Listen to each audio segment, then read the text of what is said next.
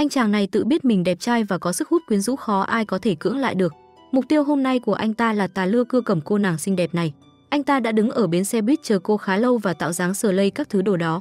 Cứ tưởng vậy là ngầu lắm cho đến khi cô nàng đã ném ánh mắt khinh thường về phía anh khiến anh xịt keo. Trên xe buýt anh ta liên tục lợi dụng sự luồn lách đánh võng của chiếc xe để ôm cô gái vào lòng. Vậy nhưng cô nàng hoàn toàn không thèm dính chiêu khiến anh rất quê. Những người khác trên xe còn cười nhạo anh ta cứ làm lố cho cố xong gái vẫn bơ. Chưa từ bỏ anh ta còn thuê người đóng giả làm kẻ biến thái cố tình đụng chạm cô. Sau đó anh chàng sẽ ra tay làm anh hùng cứu mỹ nhân. Tưởng tượng thì bao giờ cũng rất mỹ mãn vậy nhưng cô gái cũng đâu phải dạng vừa đâu. Cô lớn tiếng chửi kẻ biến thái và còn trực tiếp vạch trần việc anh ta thuê tên này đến. Nghe vẻ con mồi này khó xơi anh liền tiến tới trước mặt cô gái và nói rằng hôm nay là lần thứ 3 hai người gặp nhau. Lần đầu tiên cũng là trên xe buýt. Lúc này cô mới nhận ra anh ta là người đã ném máy bay giấy ngày hôm ấy. Chàng trai này tên Si Hyun, thiếu gia của một gia đình tài phiệt giàu nhất Hàn Quốc. Mặc dù vẫn đang ngồi trên ghế nhà trường nhưng anh chàng này đã là một playboy chính hiệu.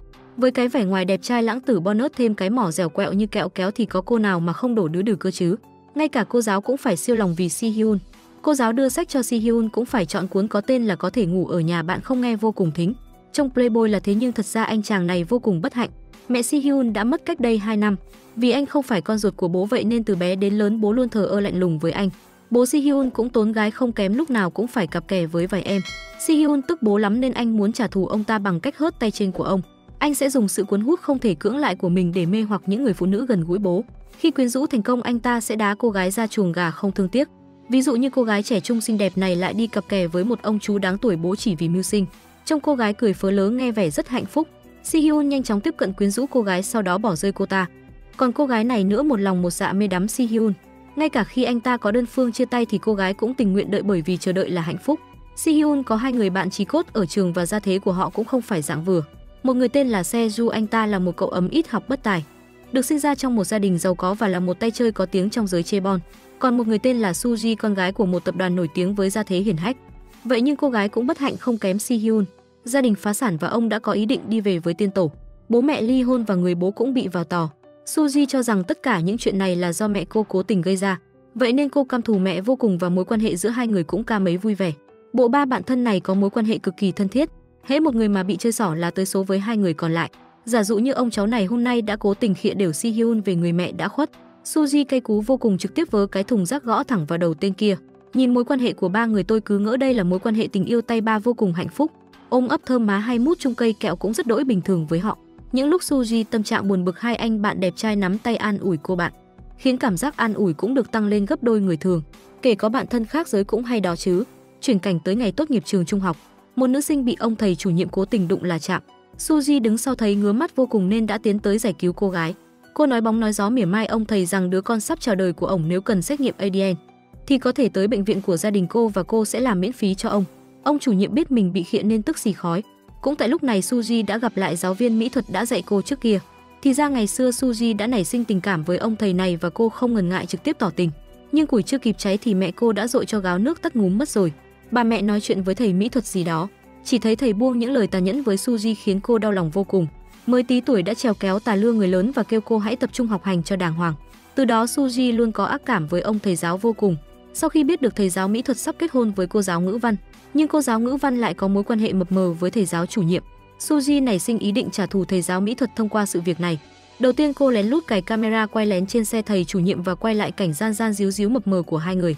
Sau đó nhờ sự giúp sức của Si Hyun và Se-ju mà đoạn video đã được phát tán trên màn hình lớn tại buổi lễ. Mọi người khi chứng kiến cảnh đó thì đã rất sốc. Vậy nhưng người đáng thương nhất vẫn là thầy mỹ thuật bị cắm sừng lâu nay mà không biết. Mặc dù đã thành công trả thù những người mình ghét thành công, vậy nhưng Suji vẫn không thấy vui vẻ chút nào, ngược lại thấy khá trống rỗng. Suji nghĩ rằng khi muốn trả thù một người thì cách tốt nhất là lấy đi thứ quý giá của họ.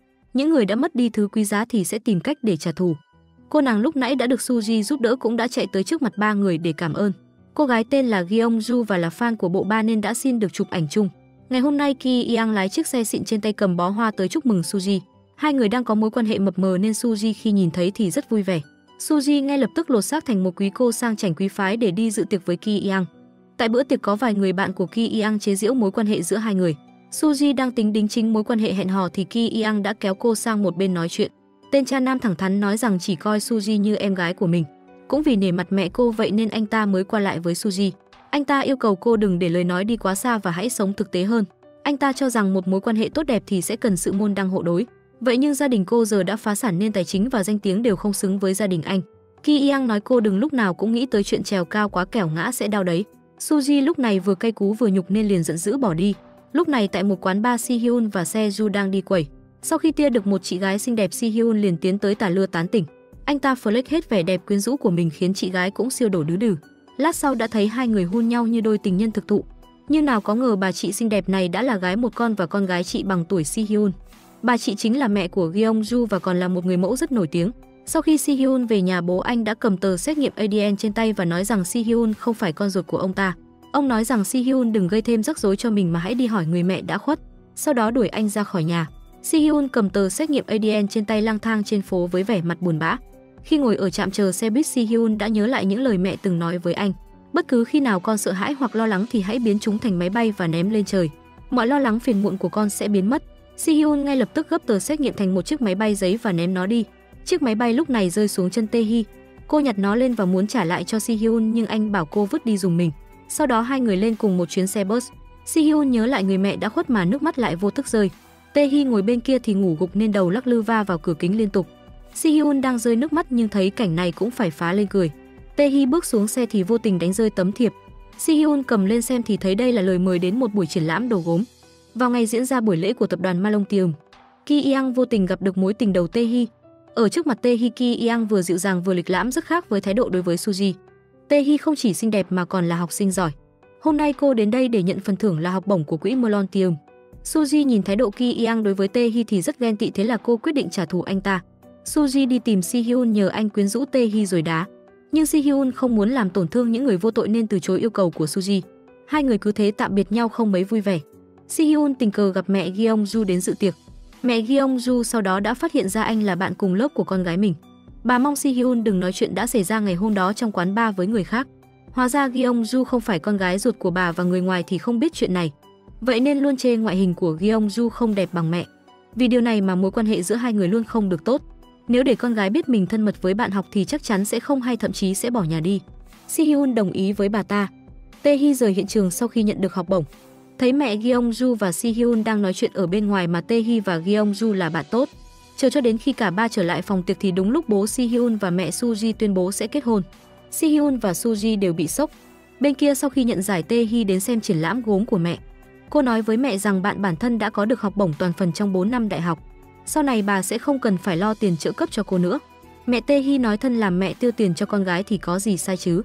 Tae-hee tức giận chất vấn mẹ tại sao phải ly hôn với bố và đã phớt lờ hai bố con suốt bấy nhiêu năm. Bây giờ cô lớn thành người rồi thì hãy để mỗi người sống cuộc đời của riêng mình. Nói xong Tae-hee rời khỏi đây. Si Hyun giận dữ lái xe của Se-ju rời đi.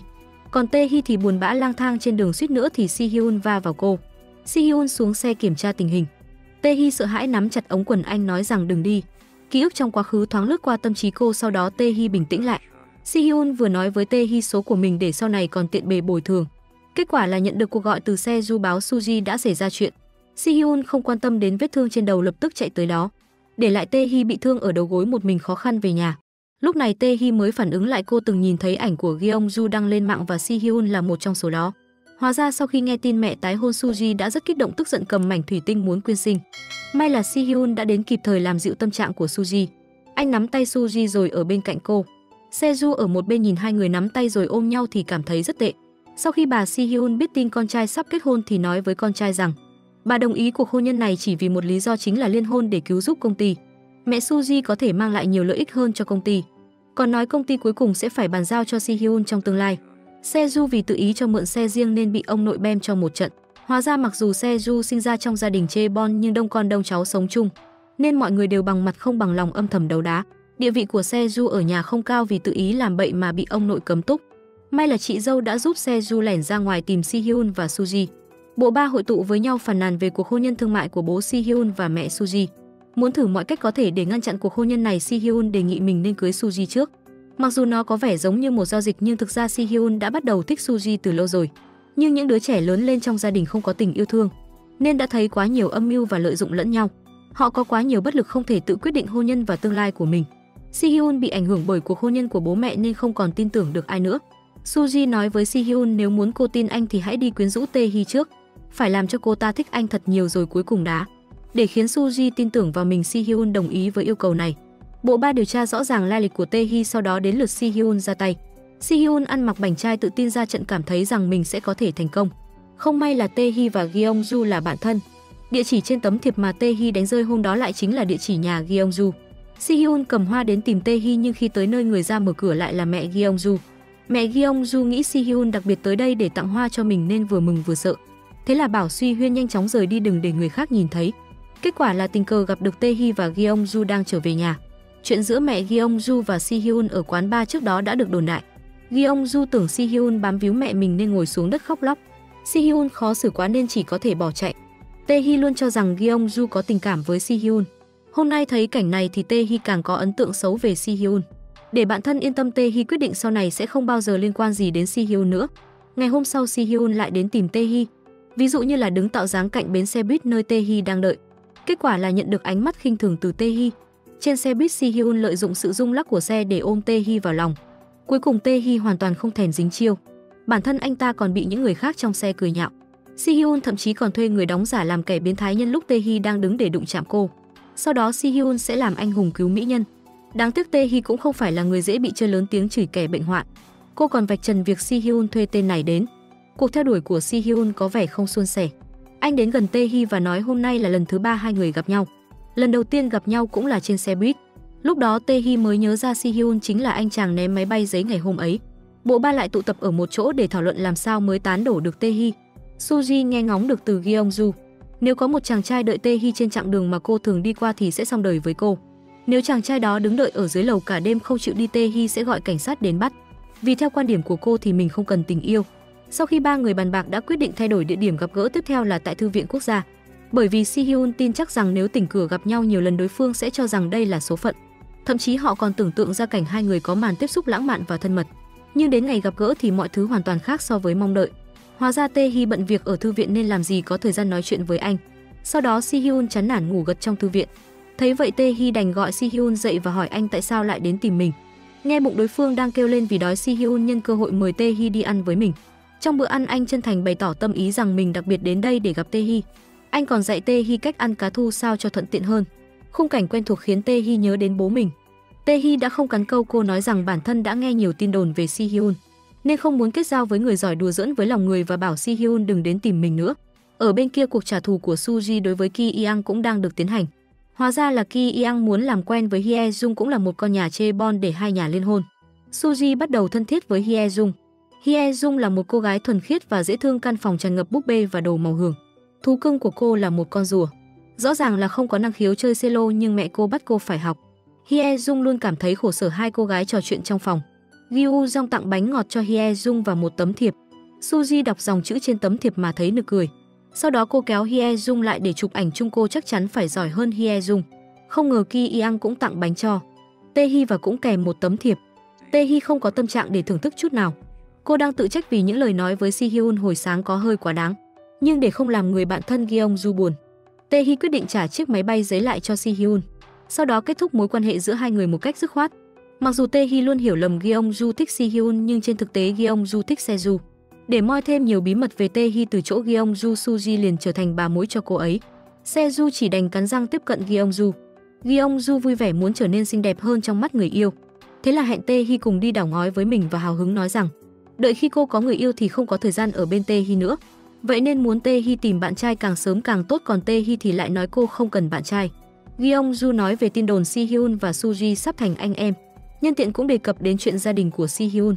Đồng thời còn giúp chứng minh anh không phải kẻ lăng nhăng như thiên hạ đồn, anh chỉ dịu dàng với cô gái anh thích. Để theo đuổi được Tae-hee, bộ ba lại lên kế hoạch. Cuối tuần này sẽ cùng Tae-hee đến viện dưỡng lão để làm công việc tình nguyện. Si-hyun xuất hiện đúng giờ trước mặt Tae-hee, còn khen kiểu tóc mới của cô rất dễ thương. Thậm chí còn không ngượng ngùng mà nói tôi nhớ cô, làm Tae-hee lại rung rinh. Tae-hee được mọi người chào đón nồng nhiệt, được vây quanh bởi những người già cùng nhau ca hát nhảy múa.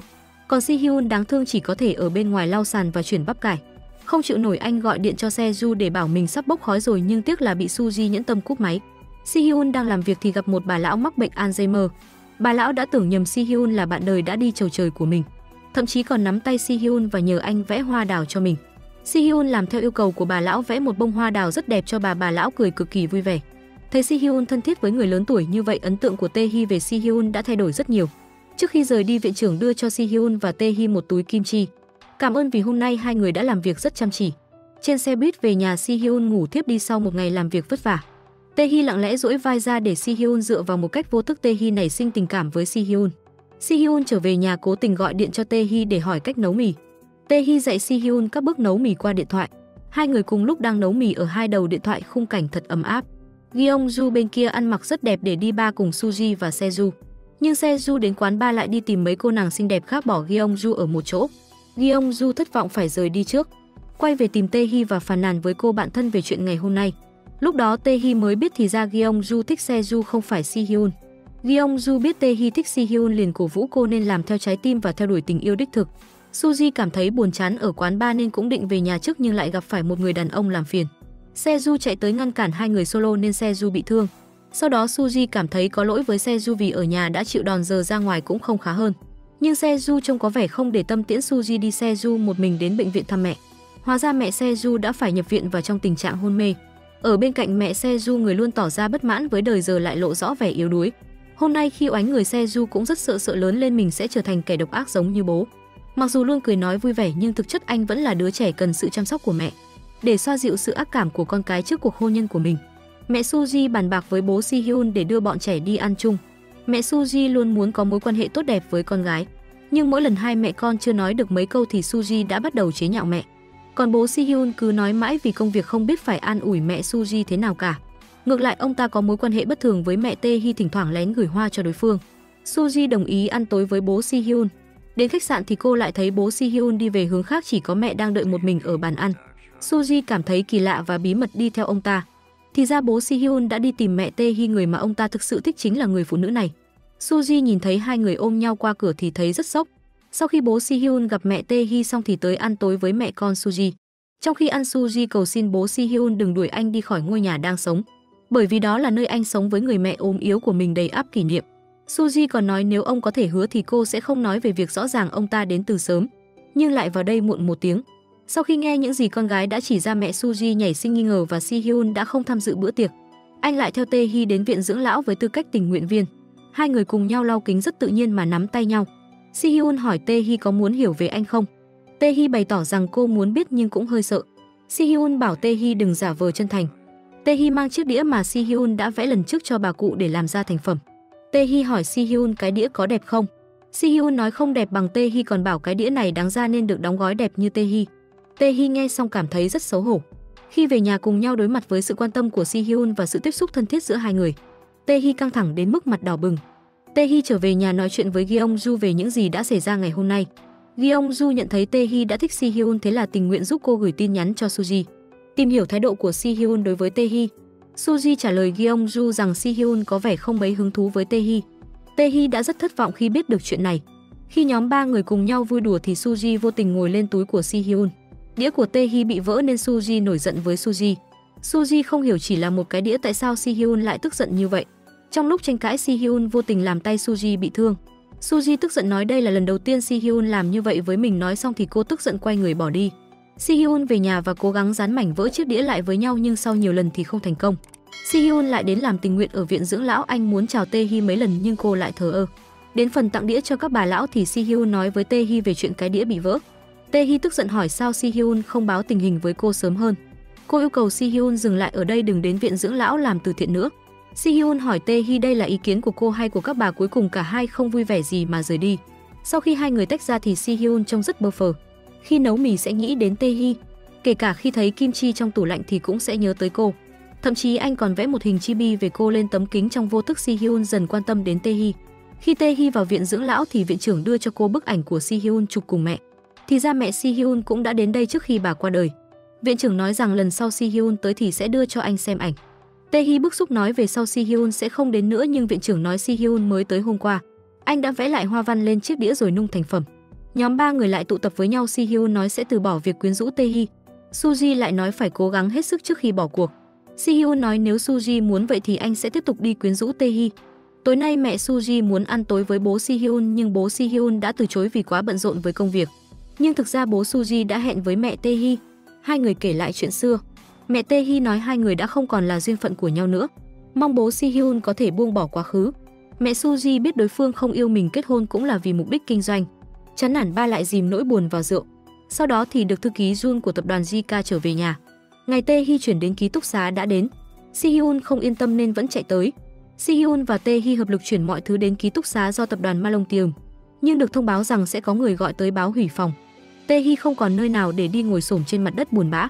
Si-hyun thật là mạnh bạo, bế Tae-hee lên xe đưa về nhà mình. Si-hyun vừa lái xe về tới khu thì cảnh sát đưa đi vì tội hách xe.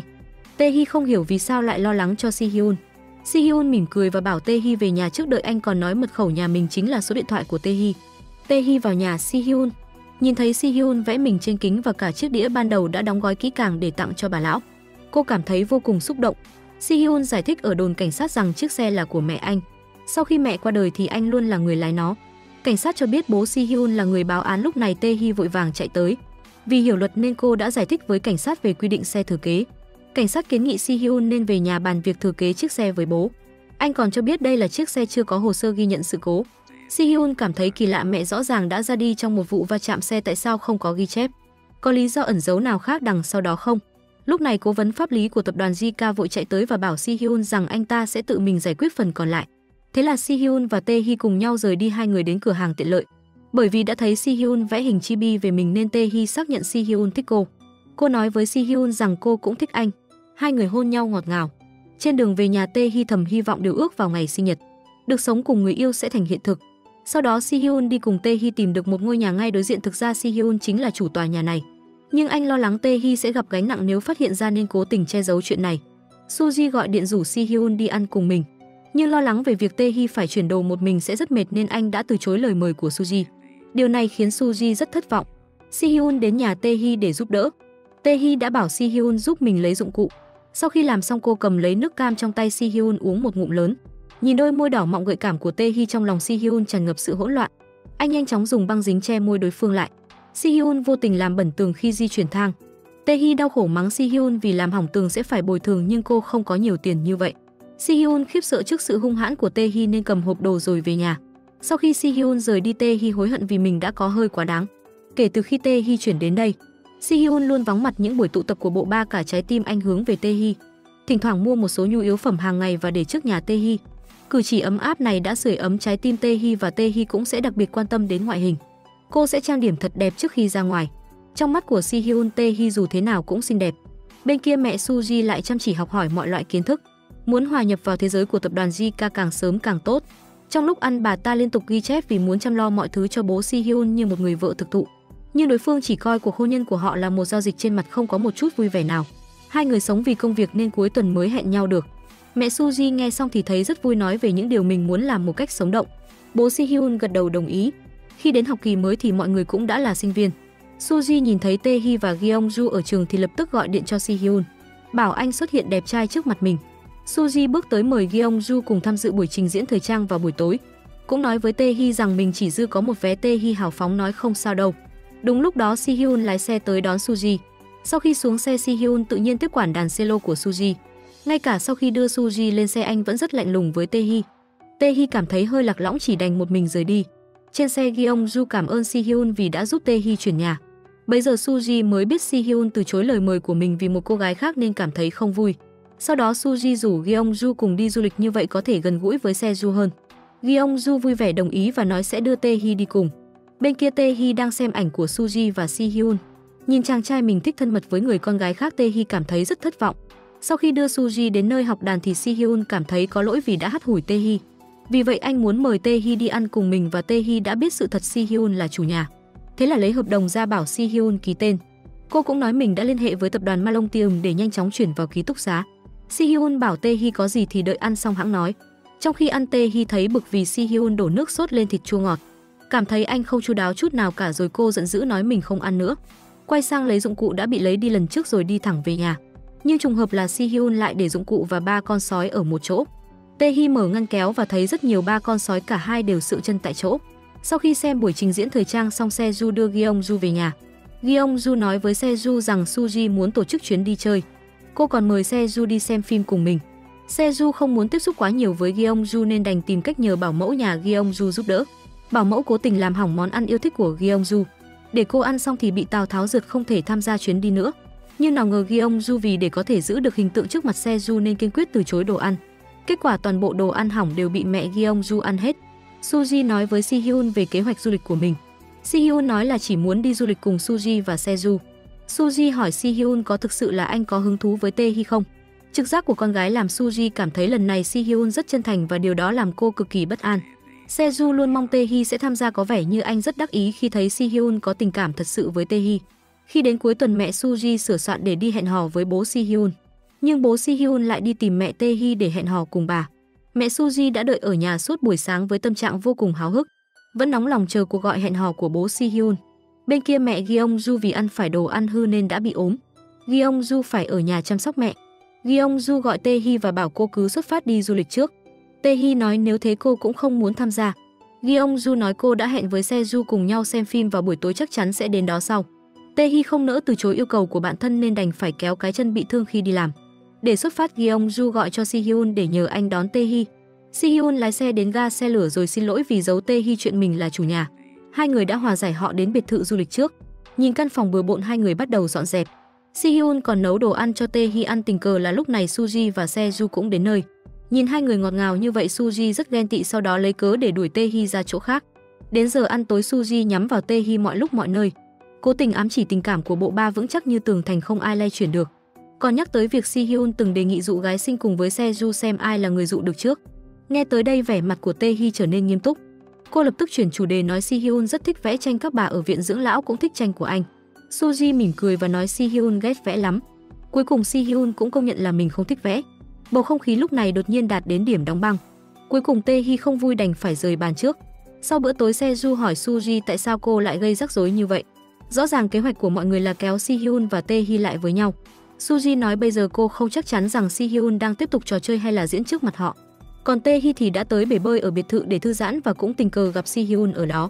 Si-hyun xin lỗi Tae-hee vì chuyện vừa xảy ra, nói rằng anh không chắc mình có thích vẽ tranh hay không. Tae-hee hỏi Si-hyun tại sao anh luôn giả vờ là kẻ xấu, làm như vậy thì người đau khổ chính là bản thân. Khi ba người ở cùng một chỗ thì Si-hyun dường như luôn là một kẻ lười biếng, một người chẳng ra gì. Có lẽ anh thậm chí còn không nhận ra anh có những tài năng khác. Nó cũng có thể mang lại sự ấm áp cho người khác. Sự trưởng thành và tốt bụng của Tae-hee đã làm Si-hyun thay đổi từng chút một. Sau khi Si-hyun rời đi, Suji đến bể bơi tìm Tae-hee, nói với Tae-hee rằng bản thân thực sự rất thích Si-hyun và hai người họ cũng thích nhau. Si-hyun chọn hẹn hò với Tae-hee là muốn thích nghi với mối quan hệ anh em với Suji.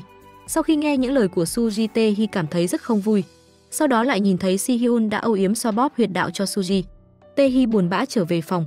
Sáng sớm hôm sau khởi hành quay về Seoul. Si-hyun thức dậy thì mới biết Tae-hee đã trở về Seoul. Lo lắng cho Tae-hee nên anh vội vàng đuổi theo. Tae-hee bị thương ở mắt cá chân nên không đi được xa. Si-hyun đuổi theo cõng cô trên lưng. Tae-hee nhân cơ hội chụp ảnh hai người. Thấy Si-hyun đang lo lắng cho mình, Tae-hee cảm thấy hạnh phúc ngọt ngào. Hai người nắm tay nhau cùng quay về Seoul. Khi Si-hyun trở về nhà, anh đã nấu món ăn ngon cho Tae-hee, hai người cùng nhau ăn uống vui vẻ. Mẹ Suji nhân danh quỹ của công ty để tới thăm người già ở viện dưỡng lão. Bà còn mua rất nhiều nhu yếu phẩm hàng ngày cho họ. Tình cờ mẹ Suji nhìn thấy ảnh mẹ Si-hyun quyên góp cho viện dưỡng lão. Bà ta nhớ lại mình đã nhìn thấy xe của mẹ Si-hyun khi đang lái xe. Cảnh bà ta giãy giụa trong ô tô một cách tuyệt vọng. Có vẻ như mẹ Suji cũng đang che giấu một bí mật nào đó. Sau đó khi mẹ Suji và bố Si-hyun ăn tối cùng nhau, bà ta bày tỏ muốn gửi Suji đi du học, còn quan tâm đến chuyện gia đình của người kia. Bố Si-hyun nói với mẹ Suji đừng nhầm lẫn mục đích hôn nhân giữa hai người. Đó chỉ là một cuộc hôn nhân thương mại. Mẹ Suji đã rất thất vọng sau khi nghe câu nói đó. Ở phía bên kia, Suji và Seju cũng lái xe về Seoul. Trước cửa nhà Suji, Seju bị một nhóm người áo đen kéo đi. Suji hoảng sợ gọi cho Si-hyun. Si-hyun để lại Tae-hee đang ăn rồi chạy ra ngoài. Thực ra là vì hôm nay ở nhà Seju có lễ tế, gia đình cử người đưa Seju đang chơi đùa bên ngoài về nhà. Seju vừa trở về nhà đã lén lút bỏ đi nên lại bị ông nội cho ăn một trận ra trò. Sau khi ăn xong, Tae-hee ra ngoài và tình cờ gặp được Gyeongju. Gyeongju ngạc nhiên khi thấy Tae-hee và Si-hyun sống gần nhau đến vậy. Tae-hee liên tục phàn nàn với bạn thân. Si-hyun luôn quan tâm đến Suji nhưng lại phớt lờ cô. Nhưng cô không để ý là Si-hyun đã lặng lẽ nghe thấy hết. Anh nhân cơ hội này để mời cô ngày mai đi ăn cùng mình. Ngày hôm sau, Si-hyun tới gặp Tae-hee. Gyeongju nói với anh rằng Tae-hee đi làm thêm rồi, tiện thể còn đề cập đến Tae-hee và Suji ở hồ bơi. Si-hyun đang định đi tìm Tae-hee thì nhận được cuộc gọi từ cảnh sát. Hóa ra trước đó Tae-hee đã hỏi cảnh sát để nhờ điều tra vụ va chạm giao thông của mẹ Si-hyun. Cảnh sát nói với Si-hyun chỉ có một nữ sinh trung học gặp sự cố ngày hôm đó. Xe của mẹ anh không có bất kỳ hồ sơ nào. Si-hyun lại nghi ngờ có lý do ẩn giấu nào khác đằng sau sự ra đi của mẹ không. Khi tới quán cà phê nơi Tae-hee làm việc thì Si-hyun tình cờ gặp Ki Yang, người cũng đang theo đuổi Tae-hee. Ki Yang nghĩ thật đáng tiếc khi Tae Hee làm bồi bàn, thế là mời Tae Hee đến công ty luật nhà mình làm việc. Thấy Tae Hee và Ki Yang trò chuyện vui vẻ, Si Hyun cảm thấy bực bội nên ở bên cạnh châm chọc. Ki Yang hỏi mối quan hệ giữa hai người là gì. Tae Hee tức giận nói rằng anh chỉ là bạn của một người bạn. Bà lão ở viện dưỡng lão nhớ Si Hyun nên đã lén gọi cho anh. Thế là Si Hyun đến viện dưỡng lão để thăm mọi người. Sơ hỏi tại sao Tae Hee không đi cùng anh, ai cũng tưởng hai người cãi nhau. Thế là đồng loạt lấy tiền tiêu vặt ra đưa cho Si Hyun để anh mời Tae Hee đi ăn. Thấy mọi người quan tâm mình nhiệt tình như vậy, Si Hyun rất cảm động. Trên đường về nhà, Si Hyun gặp Tae Hee đang trèo cây để giúp bọn trẻ lấy bóng. Tae Hee trượt chân mất thăng bằng và rơi vào vòng tay của Si Hyun. Si Hyun đưa Tae Hee về nhà và nấu những món ăn ngon cho cô. Tae Hee tình cờ thấy tranh của Si Hyun. Kết quả là thấy được hình Suji trong tranh của Si Hyun. Tae Hee lại bắt đầu cảm thấy ghen với Suji. Đúng lúc này bố Tae Hee gọi video cho con gái, thế là cô trở về nhà để nghe máy. Trong video Tae Hee giới thiệu bố về nơi ở, cũng dặn bố đừng lo lắng cho mình.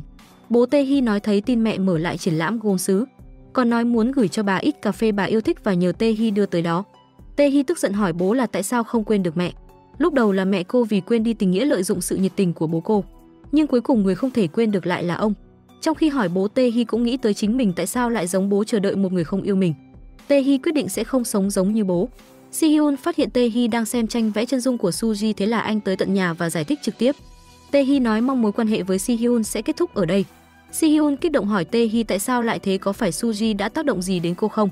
Tae Hee nói quyết định của cô không liên quan gì đến ai cả, đó chỉ là vấn đề giữa cô và Si Hyun. Dù cô có nói những lời cay nghiệt với Si Hyun thì sau khi đóng cửa lại cô vẫn thở dài, nước mắt không ngừng rơi. Si Hyun rất buồn sau khi chia tay nên tới quán bar giải sầu. Ở bên kia, Hye Jung và Suji không ngừng nói chuyện rằng cô đã yêu một chàng trai từ cái nhìn đầu tiên. Suji không thể chịu đựng được nữa và gọi cho Seju. Lúc này Seju đang nằm trên ghế sofa nghỉ ngơi. Anh phớt lờ cuộc gọi từ những cô gái khác, nhưng khi thấy là nữ hoàng Suji đang gọi thì vội vàng bắt máy.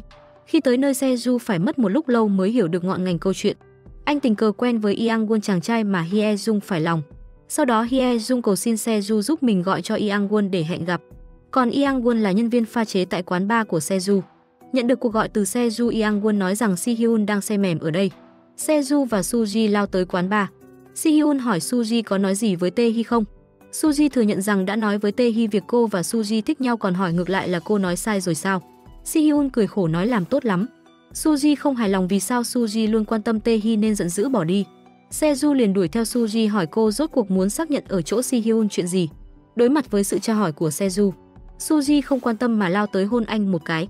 Còn nói với Seju rằng đối với cô thì hôn nhau cũng chẳng có ý nghĩa gì. Trong một cuộc chơi ba người thì Seju luôn có vẻ ngoài như một tay chơi, dường như không ai quan tâm đến sự chân thành của anh. Nhưng thật ra Seju là người luôn thầm lặng thích Suji. Si Hyun say xỉn ngất đi trong quán bar, thế là được đưa đi cấp cứu tại bệnh viện Malongtium. Sau khi Sujin tỉnh lại thấy mình đang sống trong cùng khu mà mẹ đã từng ở trước đây. Nhớ lại từng phút giây bên mẹ, Si Hyun nhớ mẹ rất nhiều. Si Hyun đến gặp mẹ Suji muốn hỏi bác sĩ điều trị cho mẹ là ai. Có phải bà ta biết chi tiết về vụ xe hơi của mẹ anh năm đó không? Rõ ràng là có sự cố xảy ra, nhưng không thể tìm thấy bất kỳ thông tin nào. Sở cảnh sát cũng chỉ ghi chép là có một vụ va chạm sau đó bỏ chạy xảy ra vào ngày hôm đó, bị hại là một nữ sinh. Mẹ Suji được rõ ràng người liên quan đến vụ tông xe rồi bỏ chạy là mẹ Si Hyun. Sau đó công ty đã xóa hồ sơ không muốn mẹ Si Hyun người đã khuất lại trở thành thủ phạm. Mẹ Suji khuyên Si Hyun không nên điều tra chuyện này quá nhiều. Si Hyun trở lại phòng bệnh, anh không chịu tin rằng người mẹ tốt tính của mình lại là người sẽ gây va chạm rồi bỏ chạy. Tình cờ là Tae Hee muốn tìm Si Hyun để trả lại đồ. Vô tình biết được anh đang nằm viện, cả hai trò chuyện cởi mở một lần. Trước đó vì tò mò nên Tae Hee bí mật mở chiếc máy bay giấy của Si Hyun. Thế là biết được rằng Si Hyun không hề có mối quan hệ huyết thống với bố. Si Hyun nói với Tae Hee tình yêu của anh dành cho Suji chỉ là tình bạn, còn người mà anh thực sự thích là Tae Hee.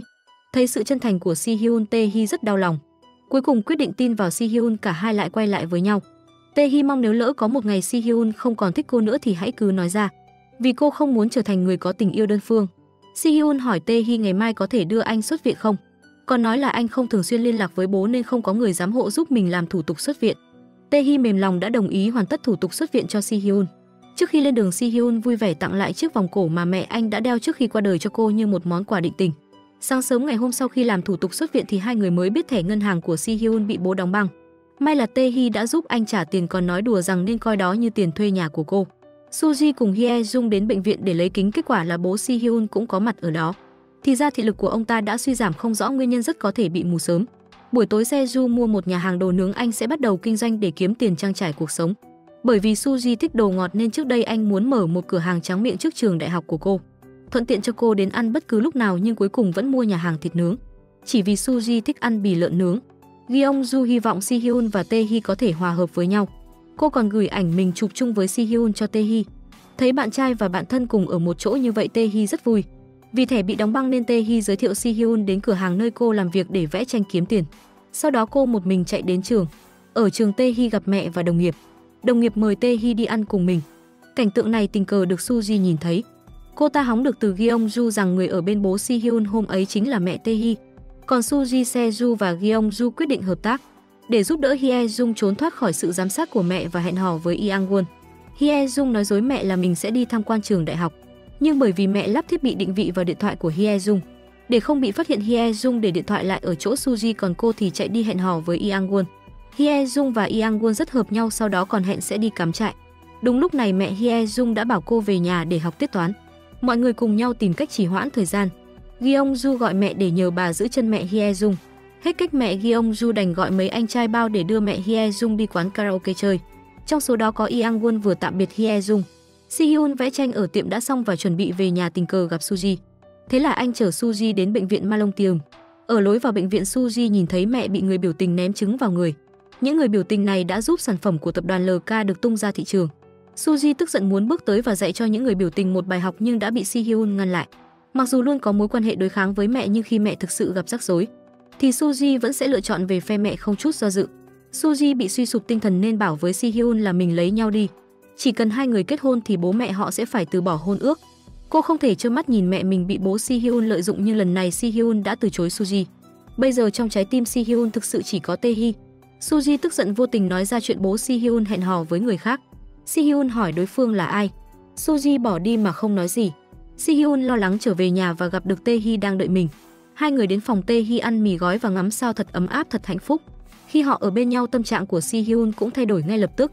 Sau khi về nhà, Si-hyun muốn vẽ chân dung Tae-hee nhưng không thể vẽ được dáng vẻ tươi cười của Tae-hee. Thế là anh chạy đi tìm Tae-hee bảo cô cười một cái cho mình xem. Nhìn nụ cười rạng rỡ của Tae-hee, Si-hyun không khỏi bật cười. Mẹ Suji trầm cảm vì bị người biểu tình tấn công. Thư ký Jun liền mời bà ta cùng đi uống rượu với mình. Trong xe, thư ký Jun nói với mẹ Suji một bí mật: Si-hyun không phải con ruột. Mẹ Suji nghe xong thì thấy rất sốc, và lý do bố Si-hyun có thể trở thành phó chủ tịch cũng là vì bà nội yêu thương Si-hyun nên mới miễn cưỡng giao cho bố Si-hyun đảm nhận trọng trách quan trọng này. Thư ký Jun thuyết phục mẹ Suji từ bỏ chức vụ phó chủ tịch, đừng khiến cuộc sống của mình trở nên mệt mỏi. Mẹ Suji nói cuộc sống này là thứ bà ta theo đuổi. Suji và Se-ju đi chơi. Se-ju dẫn Suji đến quán ăn để ăn thịt nướng, không ngờ lại gặp bố Si-hyun và mẹ Tae-hee ở đây.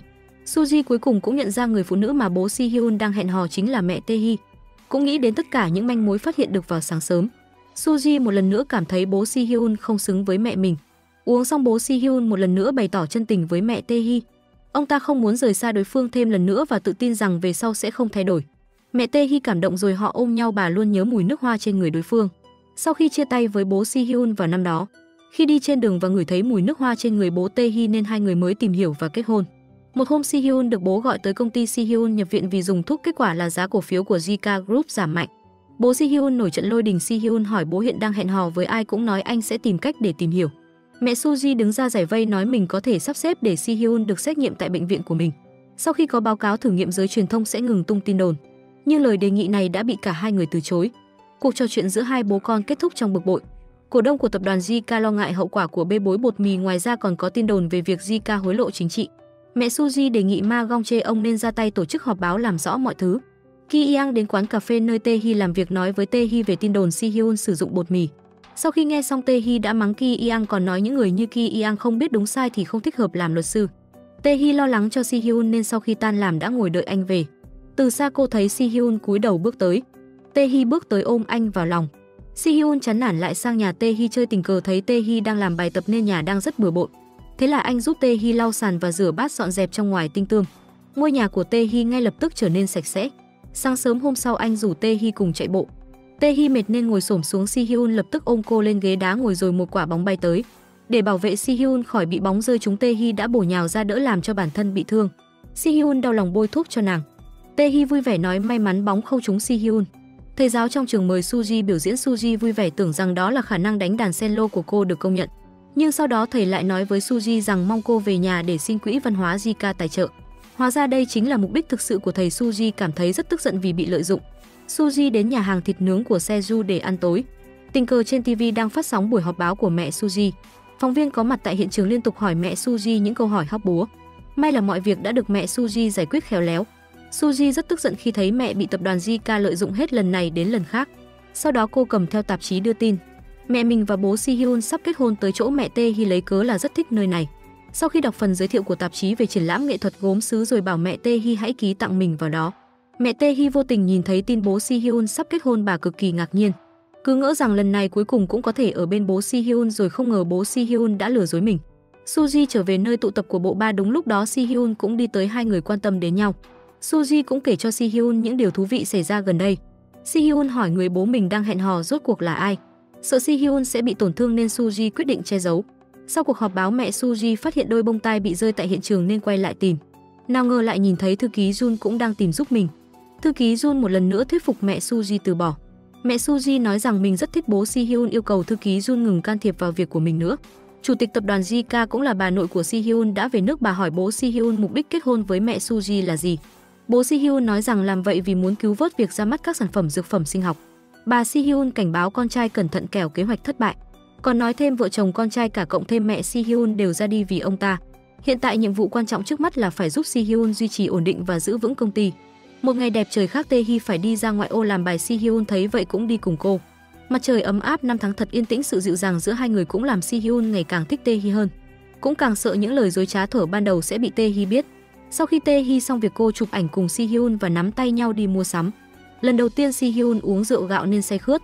Họ không thể bắt xe buýt về Seoul, thế là hai người chỉ đành ở lại đó qua đêm. Mà khéo thế nào khách sạn chỉ còn một phòng, cuối cùng họ đành phải ngủ chung. Hai người ở cùng phòng vừa hồi hộp vừa vui mừng. Si-hyun bày tỏ tình cảm của mình với Tae-hee một lần nữa, cả hai ngọt ngào ôm nhau rồi đi ngủ. Ngày hôm sau họ đi mua sắm và ăn uống. Đang đi trên đường thì Tae-hee giật mình vì chiếc xe chạy quá tốc độ. Cô nói với Si-hyun rằng 2 năm trước cô bị va chạm xe nghiêm trọng, tài xế thậm chí còn bỏ chạy làm cho cô bị bóng ma tâm lý. Si-hyun hỏi chi tiết vụ án, liên kết với những lời mẹ Suji từng nói có lẽ mẹ Si-hyun là người có liên quan đến vụ tông xe rồi bỏ chạy. Thế nên Si-hyun nghi ngờ Tae-hee chính là nữ sinh bị mẹ anh đụng phải lúc đó. Si-hyun ngập ngừng hỏi Tae-hee nếu tìm được người đó thì cô sẽ làm gì. Tae-hee không chút do dự nói đương nhiên là cô sẽ không tha cho người đó rồi. Bố Se-ju muốn đến thăm nhà hàng thịt nướng của con trai. Se-ju nhanh chóng gọi điện cho bạn bè để họ tới hỗ trợ. Gyeong-ju cũng tới. Se-ju cố tình hỏi tại sao Tae-hee không tới. Gyeong-ju đã giúp Tae-hee tìm cớ cho qua chuyện. Suji có vẻ đã đoán được Si-hyun và Tae-hee đang ở bên nhau, thấy không vui nên cô lại rời khỏi quán. Sau đó Gyeong-ju hỏi Se-ju là có biết chuyện Si-hyun vẫn hẹn hò với Tae-hee không, còn nói là Si-hyun muốn cô có thể giữ bí mật. Gyeong-ju nói tình yêu không thể giấu được, có lẽ Suji cũng đã nhận ra điều đó. Suji lại tập cello ở chỗ ba người thường hay tụ tập. Suji bất ngờ hôn Suji. Chắc vừa xấu hổ vừa thấy cạn lời nên Suji bỏ chạy không nói một lời. Suji lại bị ông nội trừng phạt vì tội mở quán mà không xin phép. Còn hạ lệnh nếu trong vòng 1 tháng không kiếm được tiền thì phải đóng cửa. Tae-hee và Si-hyun ăn mì ở nhà. Sau đó Si-hyun vô tình nhìn thấy tờ giấy xét nghiệm DNA. Anh hỏi Tae-hee đã từng xem qua chưa. Tae-hee giải thích cô không cố ý xem rồi xin lỗi anh. Si-hyun nói với Tae-hee rằng ngày đầu tiên hai người gặp nhau thì anh mới biết chuyện này. Còn nói mình đã hy vọng rằng không ai biết về nó. Cảm thấy chán nản nên Si-hyun trở về nhà. Tae-hee chạy đến cửa nhà Si-hyun và xin lỗi lần nữa, nhưng Si-hyun ra mở cửa và nói muốn ở một mình rồi anh đóng cửa lại. Sau khi bị Se-ju hôn, Suji trở về nhà càng nghĩ càng tức, thế là cô hẹn Se-ju ra gặp mặt. Nào ngờ Se-ju thậm chí còn mặt dày dụ cô ngủ cùng mình. Suji tức giận quay người bỏ đi. Bên đây Si-hyun đang gọi điện cho cảnh sát lúc trước điều tra vụ án giúp mình, muốn xác định tên người của vụ va chạm khác. Cảnh sát cho biết họ không thể nói với Si-hyun vì nguyên tắc bảo mật. Nhưng điều chắc chắn là người đó hiện đang ổn định và đã được nhận vào trường đại học ở Seoul. Nghe cảnh sát nói vậy, Si-hyun càng nghi ngờ đó chính là Tae-hee. Se-ju hỏi Si-hyun sao lại giấu quan hệ với Tae-hee. Si-hyun nói anh và Tae-hee không thể ở bên nhau, anh sẽ đưa mọi thứ vào đúng quỹ đạo sớm nhất có thể. Sau đó Si-hyun hỏi Se-ju về chuyện với Suji có ổn không. Se-ju cười vượng nói hai người họ mới là không thể. Lúc này Suji cũng tới nơi tụ họp của ba người. Suji hỏi Si-hyun có phải cuối tuần vừa rồi anh đi chơi với Tae-hee không, thậm chí còn lấy việc mình biết đối tượng bố Si-hyun hẹn hò là ai ra. Si-hyun nói Tae-hee không liên quan gì đến chuyện này. Còn về việc Suji có nói cho anh biết người bố hẹn hò là ai hay không thì anh cũng sẽ không chia tay. Bên kia Tae-hee để lại một tờ giấy trước cửa nhà Si-hyun mong anh tin mình. Si-hyun nhìn thấy tờ giấy cảm thấy mình lại được Tae-hee sưởi ấm. Trong lòng đầy muộn phiền nên Si-hyun ra tâm sự với bức chân dung của mẹ. Không biết mình phải làm như thế nào mới đúng nữa. Suji nói với mẹ chuyện bố Si-hyun có người tình bên ngoài, không ngờ lại thấy mẹ mình đã biết từ lâu. Suji cầu xin mẹ đừng tiếp tục như thế này nữa. Nhưng mẹ Suji lại dặn con gái không nên quan tâm đến chuyện này. Si-hyun ra ngoài vào sáng sớm. Tae-hee thận trọng hỏi Si-hyun có phải anh vẫn còn giận không? Si-hyun nói anh không giận dỗi gì cả, chỉ đang suy nghĩ về một số việc thôi. Anh thậm chí còn mời Tae-hee đi ăn cùng mình tối nay. Tae-hee đang buồn bã nghe thấy vậy thì vui như Tết. Si-hyun một mình tới mộ mẹ anh khóc rồi nói với bà rằng Tae-hee là người đầu tiên anh thực sự thích từ lúc lớn tới giờ, giữa hai người có quá nhiều bí mật và dối trá. Để không cho Tae-hee bị tổn thương nhiều hơn, Si-hyun có thích cô tới đâu thì cũng phải kết thúc mối quan hệ này sớm nhất có thể. Bên kia, Tae-hee và Gyeong-ju gặp Suji trong khuôn viên trường. Lúc chào tạm biệt, Suji nói với Tae-hee hẹn gặp lại vào buổi tối nhé. Tae-hee và Kyung tưởng Si-hyun cũng mời Suji đi ăn. Không muốn bị so sánh với Suji nên Tae-hee ngồi vào bàn trang điểm sửa soạn thật xinh đẹp để tới gặp Si-hyun. Lúc này mẹ Tae-hee đã nói với bố Si-hyun rằng mình đã biết việc ông sắp kết hôn. Dù ông ta có yêu mẹ Tae-hee thì vì sự nghiệp nên vẫn chọn mẹ Suji, nhưng vẫn hy vọng có thể thỉnh thoảng đến gặp bà. Mẹ Tae-hee vốn đã chán nản trước mối quan hệ giữa hai người. Khi còn trẻ nghe tin ông kết hôn thì đợi đến lúc ông ly hôn cả hai đều muốn nối lại mối quan hệ. Bây giờ người vợ đầu tiên đã qua đời nhưng ông ta lại sắp cưới một người phụ nữ khác, mẹ Tae-hee không muốn đợi thêm nữa. Vào lúc ăn tối, Suji hỏi Si-hyun hôm nay Tae-hee có xinh không. Si-hyun thờ ơ đưa ra những nhận xét mỉa mai với Tae-hee. Tae-hee thấy Si-hyun lại giả vờ làm kẻ xấu, cố tình nói những lời làm tổn thương cô. Tae-hee hỏi Si-hyun có thích mình nữa không. Si-hyun không thừa nhận, cô giận dữ bỏ đi. Còn Si-hyun ở lại quán bar say khướt. Suji đưa anh về nhà nhưng họ là hàng xóm ở đó đầy ắp kỷ niệm. Si-hyun không muốn lên lầu. Lúc này Suji nhìn thấy Tae-hee ở tầng dưới nhà Si-hyun, ngay lập tức đưa Si-hyun trở lại địa bàn của ba người. Si-hyun say rượu nói với Suji trước đây có chuyện gì buồn thì cả ba người cùng nhau đối mặt, nhưng giờ đây trái tim anh đã thay đổi. Nói xong Suji gỡ tay Suji ra khỏi mặt mình. Suji vô tình phát hiện một phần dây chuyền quanh cổ Suji bị mất. Suji nhận ra rằng Suji thực sự thích Tae-hee nên buồn bã khóc lớn. Seo đưa Gyeong-ju về nhà muốn dùng cách hôn để cho đối phương thấy rõ lòng mình. Anh hôn lên má Gyeong-ju. Gyeong-ju mỉm cười nói với Seo hóa ra anh chỉ thích cô như một người bạn, là do bản thân cô vẫn cố chấp. Nhưng khi về nhà, Gyeong-ju lao vào vòng tay mẹ và khóc lớn. Thì ra là qua nụ hôn, Gyeong-ju khẳng định cô rất thích Seo nhưng đồng thời cũng hiểu Seo không thích mình. Gyeong-ju không muốn làm khó Seo nên định kết thúc mối quan hệ này trước. Mẹ Hye-jung đã đến gặp mẹ Suji muốn có báo cáo khám chi tiết từ bệnh viện Malongtium, chứng minh con trai mình không thể thực hiện nghĩa vụ quân sự. Mẹ Suji nói bệnh viện của mình sẽ không bao giờ cung cấp giấy chứng nhận giả. Mẹ Hye-jung tức giận trách đối phương không biết linh động, thậm chí còn nói ra việc bố Si-hyun tới bệnh viện khác để khám mắt. Tình cờ là bố Si-hyun mang gà rán và bia đến gặp mẹ Suji. Mẹ Suji hỏi có phải ông ta không khỏe ở đâu không, bố Si-hyun nói không có gì phải lo lắng. Tae-hee rất buồn sau khi bị đá. Sau khi biết Gyeong-ju đang ở nhà không thiết ăn uống thì cô đành lấy lại tinh thần, mang theo món ăn yêu thích của Gyeong-ju tới an ủi cô bạn thân. Cô cũng giả vờ mạnh mẽ và nói với Gyeong-ju rằng mình không cần tình yêu. Thế là mẹ Gyeong-ju đã giới thiệu Tae-hee làm gia sư cho Hye-jung. Mẹ Hye-jung đứng ở phía sau lắng nghe thì rất hài lòng với cô gia sư này. Suji gọi Si-hyun và Seo đến căn cứ bí mật. Cô nói với Si-hyun rằng bố anh đang hẹn hò với một nghệ nhân làm gốm và còn đưa thông tin của đối phương cho Si-hyun. Nhưng cô không nói với Si-hyun người này chính là mẹ của Tae-hee. Si-hyun đến gặp thư ký Jun để hỏi chân tướng sự việc. Thư ký Jun chỉ nói với Si-hyun lúc mẹ anh gặp sự cố là đang trên đường đi gặp người thợ gốm này. Si-hyun muốn biết nhiều hơn về sự thật đó. Sau khi suy đi tính lại, Si-hyun quyết định gửi email cho mẹ Tae-hee để hẹn gặp. Bà nội Si-hyun tìm gặp mẹ Suji, hy vọng loại thuốc mới có thể vượt qua các thử nghiệm lâm sàng càng sớm càng tốt. Bà sẽ phụ thuộc vào kết quả để cho mẹ Suji cổ phần của mình. Mẹ Suji hứa sẽ cố gắng hết sức. Hôm đó mẹ Tae-hee đến quán cà phê nơi con gái làm việc, nói với Tae-hee rằng mình sẽ rời Seoul và trở về Incheon. Sau đó còn tặng quà cho Tae-hee. Mẹ Tae-hee kể về nhiều chuyện ấm ức đã qua, còn nói với cô rằng mình không hề có đối tượng hẹn hò. Mối quan hệ giữa mẹ và con gái cũng tạm nhẹ nhàng hơn. Mẹ Suji cũng vì loại thuốc sắp ra mắt mà gánh trên vai áp lực nặng nề, thường xuyên phải uống thuốc an thần. Suji không nỡ nhìn mẹ làm việc vất vả như thế, vì vậy đã gửi tin nhắn hẹn gặp bố Si-hyun. Sau khi gặp mặt, Suji đã nói với bố Si-hyun cô không thể chịu nổi khi thấy mẹ mình lại bị tập đoàn JICA lợi dụng. Vậy nên cô mong mình sẽ kết hôn với Si-hyun, như vậy thì cả hai bên có thể đạt được lợi ích thương mại. Bố Si-hyun vẫn có thể tiếp tục hẹn hò với người mình thích. Sau khi nghe được lời của Suji, bố Si-hyun rơi vào trầm tư. Sau đó ông quay sang kể với mẹ Suji những gì Suji đã nói với mình. Mẹ Suji đã vô cùng sốc. Bố Si-hyun an ủi ông ta biết rõ mẹ Suji không coi cuộc hôn nhân của họ là một cuộc giao dịch. Nhưng nếu bọn trẻ phản đối thì cuộc hôn nhân này không thể thực hiện được. Mẹ Suji nói chuyện đó không liên quan gì đến bọn trẻ, bà vẫn sẽ tiếp tục hoàn thành việc mình đang nắm giữ. Nhưng kết quả thử nghiệm lâm sàng thuốc mới không tốt như mong đợi.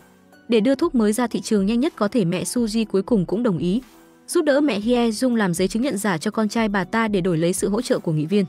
Tae-hee đến viện dưỡng lão thăm các bà. Trước mặt bà người luôn quan tâm mình, Tae-hee đang đè nén nỗi đau trong lòng đã không thể ngừng khóc được nữa. Buổi tối Tae-hee ăn tối với các bạn cùng lớp. Sau khi chọn địa điểm tình cờ lại là nhà hàng thịt nướng của Seju, Tae-hee đang tâm trạng không tốt nên đã say rượu. Seju sợ Tae-hee sẽ gặp nguy hiểm nên đã gọi điện cho Si-hyun. Si-hyun nhận được điện thoại thì vội vàng chạy tới đưa Tae-hee say rượu về nhà. Nhân lúc còn hơi men, Tae-hee đã khóc và nói với Si-hyun, không phải là em đã xin lỗi anh rồi đó sao anh vẫn muốn rời xa em vậy. Nói xong cô ôm lấy Si-hyun không chịu buông ra. Si-hyun cõng Tae-hee say rượu về nhà, cẩn thận băng bó vết thương rồi đắp chăn lên cho cô. Ở trước mặt Tae-hee đang say giấc, Si-hyun xin lỗi cô. Tae-hee không làm gì sai cả, nhưng anh lại phải làm tổn thương cô, dứt khoát chia tay. Sáng hôm sau Tae-hee tỉnh dậy thì thấy trên tay có miếng ơ, thế nên cô biết là Si-hyun tối hôm qua đã đưa cô về. Tae-hee vội vàng chạy đi tìm Si-hyun. Si-hyun đúng lúc đó đang trong thang máy, cô tuyệt vọng đuổi theo, cuối cùng cũng chặn được Si-hyun. Tae-hee hỏi Si-hyun tại sao lại thấy ghét cô mà vẫn còn quan tâm cô như vậy. Si-hyun cuối cùng cũng thẳng thắn nói với Tae-hee chính mẹ anh đã va phải cô vào 2 năm trước rồi bỏ chạy. Vậy nên anh cảm thấy xấu hổ khi tiếp tục hẹn hò với Tae-hee. Tae-hee cho rằng mọi chuyện không phải lỗi của Si-hyun. Cô không chấp nhận việc Si-hyun chia tay mình, chỉ cần được ở bên Si-hyun thì điều đó không quan trọng. Si-hyun đang phải chịu đựng sự giằng xé nội tâm. Sau khi nghe những gì Tae-hee nói thì như được giải thoát, ôm Tae-hee khóc lóc thảm thiết. Khi Si-hyun trở về nhà, anh tìm Tae-hee trịnh trọng xin lỗi cô. Tae-hee nhớ lại những gì bà lão ở viện dưỡng lão đã nói với cô. Nếu xin lỗi thì phải nói ít nhất 3 lần mới thành thật xin lỗi, thế là cô lén lút ngồi đếm. Sau khi Si-hyun xin lỗi 3 lần thì cơn giận trong cô dần nguôi. Một cặp đôi khi ở bên nhau điều quan trọng nhất là không được nói dối lòng. Si-hyun nói anh đã nói ra hết những lời trong lòng rồi, còn bày tỏ tình cảm với Tae-hee và làm hòa như ban đầu. Si-hyun nói rằng bố mình vẫn luôn lén lút gặp gỡ một người phụ nữ nào đó. Ngày mẹ mất cũng là ngày bà đang trên đường đi gặp người phụ nữ này. Si-hyun muốn trả thù người đó nhưng Tae-hee không muốn người mình yêu bị hận thù làm mù quáng, nên muốn dùng hạnh phúc để làm mờ đi tất cả. Đôi khi sự trả thù không phải lúc nào cũng khiến chúng ta cảm thấy thoải mái. Si-hyun cười không trả lời. Mẹ Suji hẹn gặp nghị viên, ông ta đồng ý giúp đưa thuốc của tập đoàn JK ra thị trường, nhưng điều kiện là người của ông ta phải trở thành VIP của bệnh viện Malongtium. Mẹ Suji đã đồng ý với điều kiện này, hai người đạt được ý định hợp tác. Thư ký Jun nói với mẹ Suji, Si-hyun đã biết việc bố mình hẹn hò với người khác. Anh cũng nghi ngờ sự cố của mẹ mình có liên quan đến người đó. Mẹ Suji đã vô cùng hoảng hốt sau khi nghe xong sao thư ký Jun lại nói với Si-hyun chuyện này làm gì. Thư ký Jun giải thích một khi Si-hyun biết mẹ anh không phải hung thủ, anh sẽ giúp giải quyết vấn đề này. Thư ký Jun cũng hỏi xe của mẹ Suji lúc đó ở đâu. Mẹ Suji trả lời là ở gara, đã lâu rồi bà ta không lái chiếc xe đó. Có vẻ như nguyên nhân khiến mẹ Si-hyun gặp sự cố năm đó không hề đơn giản. Si-hyun lái xe đến gặp mẹ Tae-hee, anh vẫn chưa biết người phụ nữ này là mẹ Tae-hee. Si-hyun đưa cho bà danh mục bộ sưu tập của Quỹ Văn hóa JK. Nó chứa đầy những tác phẩm của bà mà bố Si-hyun đã lén mua trong nhiều năm qua. Si-hyun cũng nói rằng mẹ anh đã qua đời khi đang trên đường đi gặp bà. Mẹ Tae-hee đã rất sốc sau khi nghe những gì Si-hyun nói, bà không ngờ mẹ Si-hyun lại vì mình mà ra đi. Bà đuổi theo ra ngoài và xin lỗi Si-hyun. Si-hyun phớt lờ định cứ thế bỏ đi. Mẹ Tae-hee nhớ lại đêm đó, lúc đó bà đang đợi bố Si-hyun đến mà mặc kệ yêu cầu chuyển trường khác của Tae-hee. Tae-hee tức giận bỏ nhà đi và thế là bị va chạm. Không lâu sau, bố nói với Si-hyun, Suji đề nghị sẽ kết hôn với Si-hyun. Bố Si-hyun cho rằng con trai muốn dùng cách này để giữ địa vị trong gia đình. Si-hyun phủ nhận anh không giống như bố sẽ lợi dụng người khác để giữ vị trí. Ngoài ra anh còn nói mình vừa đi gặp người yêu cũ của bố, nói cho đối phương biết sự thật về mẹ anh. Vì anh không muốn mẹ ngủ dưới đất một mình mà người kia lại không hề hay biết vẫn sống tốt. Cuộc trò chuyện giữa hai cha con một lần nữa kết thúc không vui vẻ. Hôm nay là sinh nhật của Si-hyun, Suji và Se-ju đến nơi họ tụ tập để trang trí. Hai người cũng chuẩn bị bánh và nến cho Si-hyun, nhưng Si-hyun không có tâm trạng tổ chức sinh nhật cho mình. Ngay khi gặp nhau, Si-hyun hỏi Suji đã nói gì với bố mình. Những lời nói của cô sẽ khiến lập trường của anh trở nên hèn hạ. Suji hỏi Si-hyun mục đích đặt cược tiếp cận Tae-hee ngay từ đầu không phải chỉ là để kết hôn với cô sao? Còn cô bây giờ chẳng qua cũng đang làm theo lời hứa đó. Si-hyun thừa nhận rằng mình đã thay đổi, anh đã yêu Tae-hee. Lúc đầu chỉ là để Suji tin tưởng vào mình nên mới đồng ý quyến rũ Tae-hee, nhưng lúc này anh không muốn từ bỏ người đó. Hóa ra ba người họ giờ đây đều mỗi người một lối nghĩ riêng. Se-ju khuyên Suji nếu cô thực sự muốn giữ Si-hyun thì cứ nói thật lòng mình, đừng giống như anh để rồi hối hận. Thực ra Suji từ lâu đã biết tình cảm Se-ju dành cho mình không phải là tình bạn. Khi Suji về đến nhà, mẹ lập tức hỏi sao cô lại nói thế với bố Si-hyun và còn bảo với cô sự thật là Si-hyun không phải con ruột. Suji lo lắng cho Si-hyun vội chạy ra ngoài gọi cả Se-ju để cùng đi tìm Si-hyun. Bên kia Tae-hee đang ở tầng dưới đợi Si-hyun thấy chiếc xe đỏ của mẹ mà Si-hyun đang lái từ xa tới. Tae-hee lại thất thần, cô nhớ lại lần mình gặp va chạm năm đó, lúc ấy cô cãi nhau với mẹ nên bỏ nhà ra đi. Sau đó thì phát hiện trong chiếc xe màu đỏ kia có một người phụ nữ đang ốm. Tae-hee tốt bụng muốn chặn một chiếc ô tô trên đường để xin giúp đỡ nhưng lại bị đụng trúng. Trong ký ức của Tae-hee thì người liên quan đến vụ va chạm không phải là mẹ Si-hyun. Tae-hee trở về nhà để chúc mừng sinh nhật Si-hyun, cô cũng cầu mong Si-hyun được khỏe mạnh và hạnh phúc. Điều này khiến Si-hyun nhớ đến khi xưa mẹ anh cũng ước như vậy. Tae-hee còn tặng Si-hyun một cuốn album ảnh do chính cô thực hiện. Nó chứa đầy những bức ảnh hạnh phúc của hai người nhưng Si Hyun luôn lo lắng. Một ngày nào đó Tae Hee sẽ biết lý do anh tiếp cận cô là vì từ đầu cá cược với Suji. Thay vì đợi đến lúc lời nói dối bị vạch trần, tốt nhất là nên thú nhận trước. Sấm sét ngoài cửa sổ, Si Hyun lo Tae Hee sẽ sợ nên đã đặc biệt gọi điện cho cô hỏi cô có muốn làm gì vào ngày mưa không. Thấy Tae Hee không trả lời, Si Hyun nói thôi để gặp mặt rồi bàn cũng được. Thế là Tae Hee gối chạy đến nhà Si Hyun. Cảnh tượng này tình cờ được Suji đến gặp Si Hyun nhìn thấy. Suji hiểu lầm rằng cả hai đã sống chung nên lặng lẽ rời đi, còn khi cô buồn người luôn bên cạnh cô chính là Seju. Vì lần này Suji quyết định không phản đối cuộc hôn nhân của bố mẹ nữa. Đúng lúc này Si Hyun và Tae Hee nằm cùng nhau trò chuyện ngọt ngào. Ngày hôm sau Si Hyun đưa Tae Hee đến lớp, tình cờ gặp Suji. Tae Hee rút tay Si Hyun lại. Si Hyun lần này không trốn tránh nữa, anh nắm lấy tay Tae Hee đối diện với tình cảm này. Bà Si Hyun mời mẹ con Suji và Si Hyun cùng ăn tối. Ở bàn ăn, bà Si Hyun rất không thân thiện với mẹ con Suji, giữa chừng bà nội kiếm cớ để hai đứa nhỏ đi. Suji lo lắng cho mẹ nên đã lén để lại điện thoại đang bật chế độ ghi âm. Sau khi bọn trẻ rời đi, bà Si Hyun cảnh báo mẹ Suji sau khi về nhà mình thì đừng có nói nhiều. Thì ra là ngày mẹ Si Hyun qua đời, chính mẹ Suji đã nói với bà là bố Si Hyun và mẹ Tae Hee đã ước hẹn chung thân dưới sự chứng kiến của bạn bè. Bà ta cũng cho đối phương biết địa chỉ của mẹ Tae Hee. Khi hai người quay về phòng riêng thấy mẹ đang chán nản, Suji hỏi sao bố Si Hyun không đến, để mẹ cô một mình đối mặt với một bà già hung dữ như vậy. Sau đó Suji lại nhắc đến chuyện của Tae Hee. Nếu Tae Hee biết mọi chuyện thì chắc chắn không thể chấp nhận được. Trong các loại quan hệ thì tình yêu là thứ dễ hư hỏng nhất. Si Hyun tiếp tục bổ sung, khi thời gian trôi đi, chỉ cần không đối xử chân thành với nhau thì quan hệ nào rồi cũng sẽ trở nên chua chát, dù là bạn bè, người yêu hay gia đình. Lúc này bố Si Hyun lái xe tới Incheon vì lo lắng cho mẹ Tae Hee. Mẹ Tae Hee hỏi đối phương tại sao vẫn đến tìm mình. Bố Si Hyun nói chỉ muốn gặp người yêu lần cuối, sau đó ông ta quay người bỏ đi. Bố Si Hyun bị bệnh về mắt nên va trúng vào một cái cây. Mẹ Si Hyun vội vàng đưa đối phương đến bệnh viện rồi liên hệ với Si Hyun. Trong bệnh viện, mẹ Tae Hee đoán lý do mà ông ta tới tìm mình sau 2 năm là vì bị bệnh hiểm nghèo. Bà nghĩ đây chính là hình phạt cho việc sai trái trước đây hai người từng làm. Mẹ Tae Hee cũng nói với Si Hyun vào ngày mẹ Si Hyun đến tìm bà thì con gái bà cũng gặp sự cố giao thông, đến nay thủ phạm vẫn chưa được tìm ra. Bà tin rằng con gái đã bị trừng phạt thay cho mình.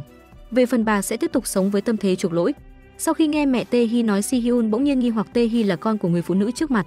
Ở phía bên kia, Suji tìm gặp Tae Hee nói với cô rằng người phụ nữ mà bố Si Hyun cặp kè chính là mẹ cô. Mẹ Si Hyun cũng là vì trên đường đi gặp đối phương nên mới qua đời. Tae Hee giờ mới biết hóa ra người đã khiến hai mẹ con Si Hyun đau khổ lại là mẹ mình. Cô nhớ tới những lời trước đây đã nói với Si Hyun thì cảm thấy rất có lỗi, càng cảm thấy tiếc hơn cho nỗi đau mà Si Hyun phải chịu. Tae Hee không biết phải đối mặt với Si Hyun như thế nào, thậm chí còn không trả lời cuộc gọi của Si Hyun.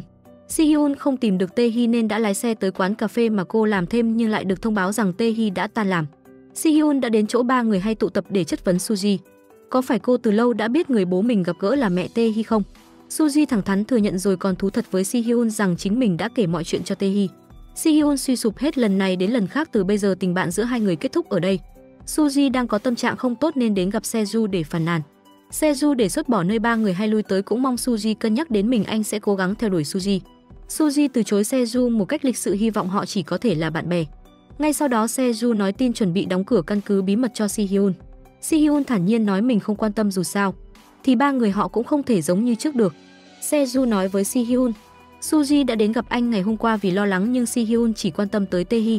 Seju chân thành xin lỗi về sai lầm của Suji.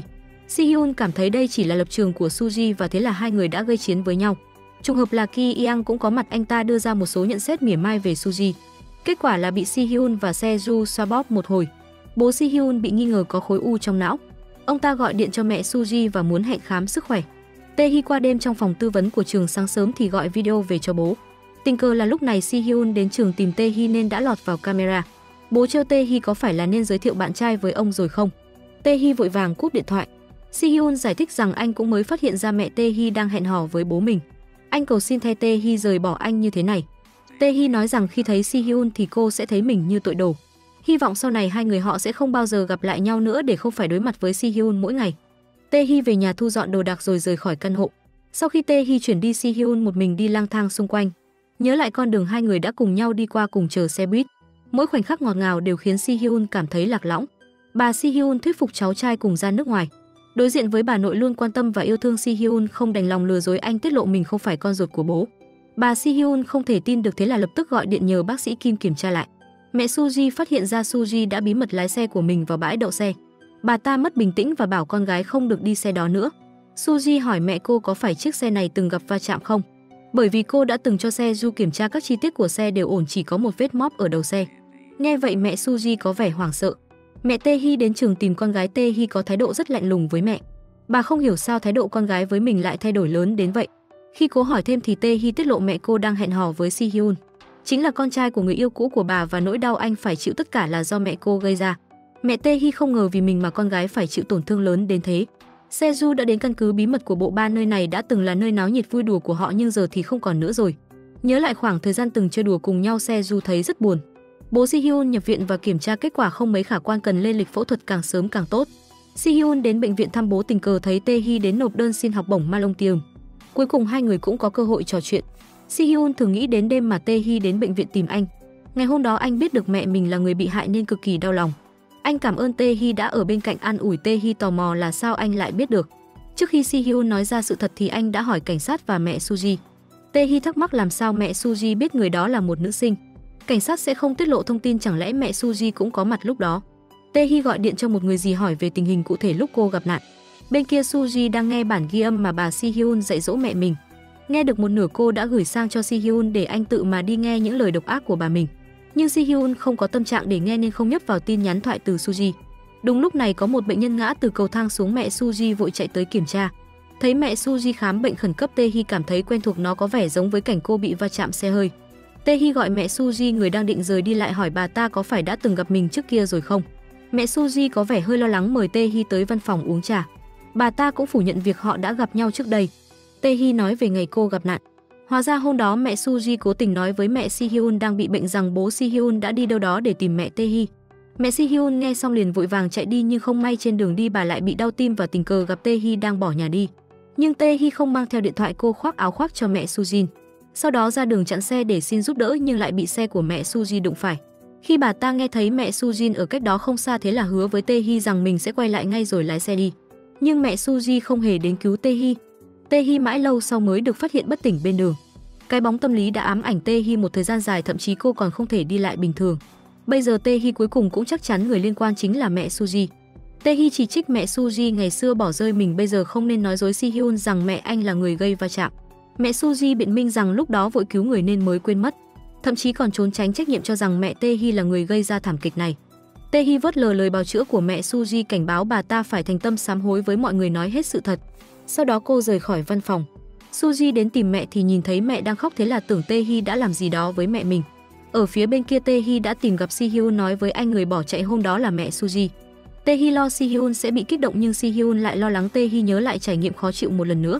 Si-hyun nói Tae-hee nên báo cảnh sát.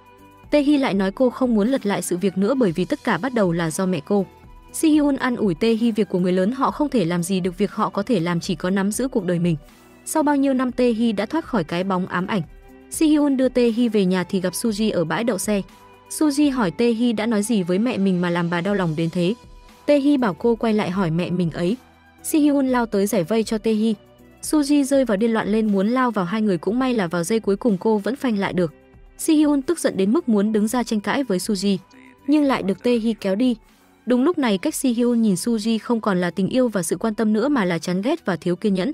Suji rõ ràng thích Si-hyun nhưng càng làm càng đẩy anh ra xa. Seju thu dọn đồ đạc trong căn cứ bí mật rồi gọi cho Suji, tiếng khóc của Suji vang lên qua điện thoại. Seju lo lắng nên vội vàng chạy tới đưa cô về căn cứ. Suji buồn bã bảo Seju rời đi trước, cô cũng hỏi Seju có bỏ rơi mình không. Seju kiên quyết nói sẽ luôn ở bên cạnh cô, chính ra Seju mới là người sâu sắc nhất. Về đến nhà, Si-hyun bắt đầu nghe đoạn ghi âm do Suji gửi và anh đã nghe được câu mà bà nội nói. Si-hyun nghi ngờ mẹ Suji đang giấu mình điều gì, thế là anh lập tức chạy đi tìm bà ta để hỏi cho rõ. Rõ ràng là bà ta đã nói với mẹ anh địa chỉ của mẹ Tae-hee, thậm chí trên đường còn va phải Tae-hee. Mẹ Suji biện minh lúc đó chỉ muốn nhắc nhở mẹ Si-hyun chú ý đến sự tồn tại của mẹ Tae-hee, nên mới vô tình nói ra địa chỉ, không ngờ rằng điều này lại làm hại mẹ Sujin. Sujin mong mẹ Suji có thể thành thật xin lỗi và nói anh sẽ không nói với bố mình và Sujin bởi vì lo lắng rằng họ sẽ bị kích động. Nhưng trùng hợp là Suji ở bên ngoài đã nghe hết cuộc trò chuyện của hai người và biết được sự thật. Suji đau đớn càng ngày càng chán nản. Buổi tối phải dựa vào thuốc mới ngủ được. Chỉ có Seju là người luôn quan tâm cho Suji. Sau khi nhờ người xét nghiệm lại, bà Si-hyun đã có kết quả rằng Si-hyun là con ruột của bố. Si-hyun biết được thì cuối cùng cũng tháo bỏ được nút thắt trong lòng bấy lâu nay.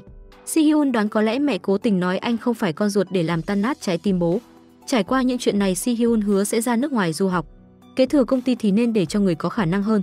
Anh còn nhờ thư ký Jun giúp mình chú ý đến những vấn đề liên quan đến việc du học. Sau khi xác nhận quan hệ cha con, Si Hyun đến bệnh viện thăm bố, nói rằng anh sẽ sớm ra nước ngoài với bà nội tìm lại thứ mình thấy hứng thú. Lần này bố không trách Si Hyun nữa. Đời này ông cũng chưa từng được lựa chọn cho bản thân dù là sự nghiệp hay tình yêu. Cuộc trò chuyện này đã làm quan hệ hai bố con dịu đi rất nhiều. Sắp xếp mọi thứ xong xuôi, Si Hyun đến trường tìm Tae Hee. Dù Tae Hee có làm gì thì anh cũng sẽ luôn theo sau cô giống như lần đầu theo đuổi Tae Hee vậy. Tae Hee hỏi Si Hyun muốn làm gì. Si Hyun xin Tae Hee quay về căn hộ kia ở. Suji tình cờ nhìn thấy hai người họ nên lặng lẽ quay người rời đi. Tae Hee nghĩ đi nghĩ lại thì vẫn quyết định chuyển về phía đối diện nhà Si Hyun. Si Hyun nhìn thấy Tae Hee quay lại trong camera ở cửa thì rất vui. Suji giúp Hye Jung và Yang Won đi hẹn hò nhưng vô tình gặp được Ki Yang. Thấy nhân viên pha chế Yang Won có mặt ở đây, Ki Yang trách Suji cư xử không đúng mực. Về sau đừng dẫn Hye Jung ngây thơ đến chỗ như vậy. Hye Jung nổi cơn tam bành bảo Ki Yang đừng tùy tiện đánh giá bạn trai của người khác. Sau đó cô kéo theo Yang Won rời đi. Ki Yang đến thăm nhà Hye Jung cố tình gây rắc rối với anh trai Hye Jung.